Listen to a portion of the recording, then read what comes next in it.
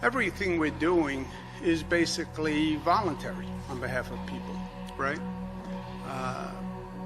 State government, local government, federal government doesn't have the power to enforce stay-at-home orders. If 19 million people said, I'm going out today, they would go out. Whether it's wax figurines, CGI President Joe Biden trying to squeeze out a few crocodile tears for one reason or another, Boris Johnson lecturing the British public on vaccines and the virtues of greed, the repulsive politicians are so obviously abominations of the highest order, and the world over, from Timbuktu on Thames to Bangkok, Thailand.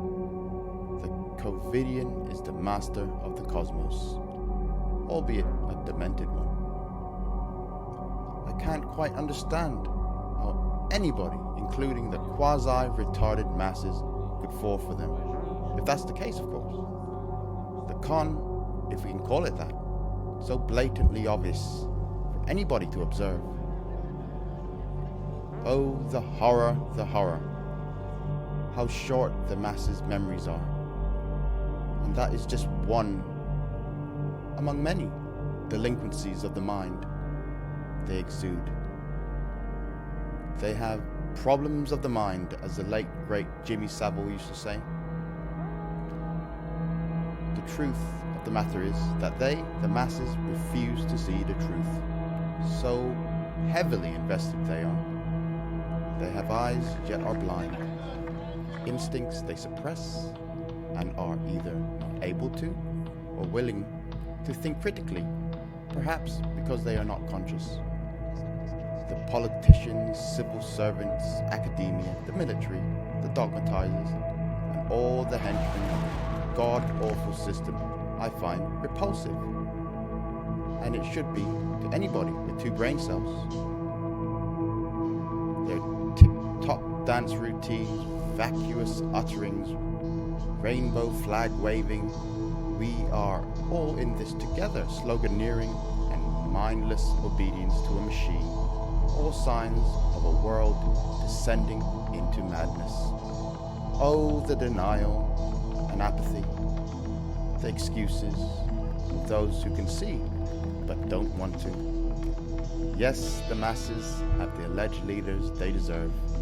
How they kowtow to their non-existent freedoms and adore or hate, depending on what side they have chosen. Pepsi or Coke, the shiny turd or the less shiny turd, capitalism or communism, good or evil, black or white, binary madness. I don't hate the politicians, Jews, Masons, Christians, the masses, and the homosexuals and their like-minded ilk. The confederacy of degeneracy, as I like to call them. I just find them disgusting.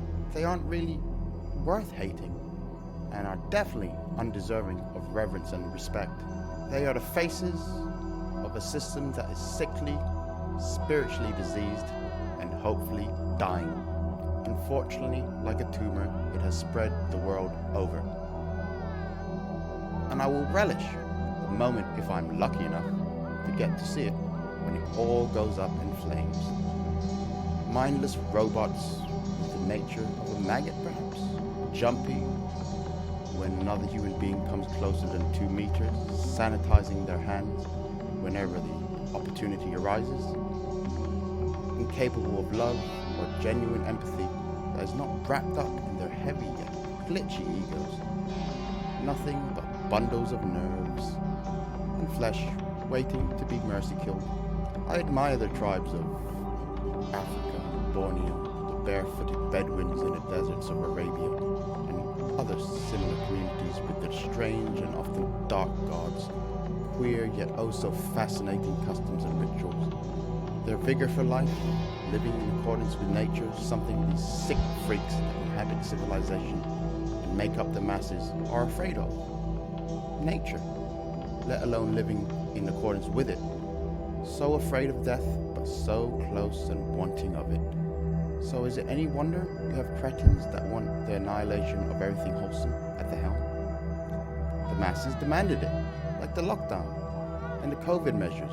They demanded it, even if they had been mind-controlled into the stance, it doesn't change a thing. Oh, imagine if the Covidians did get depopulated through their own avarice and stupidity, so eager to get a plethora of vaccines for a virus that doesn't exist. We can all dream, but we know it isn't happening. Not on a scale I'd like to see anyways. Alas, one might look back with rose-tinted glasses before the rise of the Covidians. The fact is that humanity didn't become sickly overnight. This has been a long time coming, and as the end draws ever closer, the end of what, you may ask? Well, only time will tell.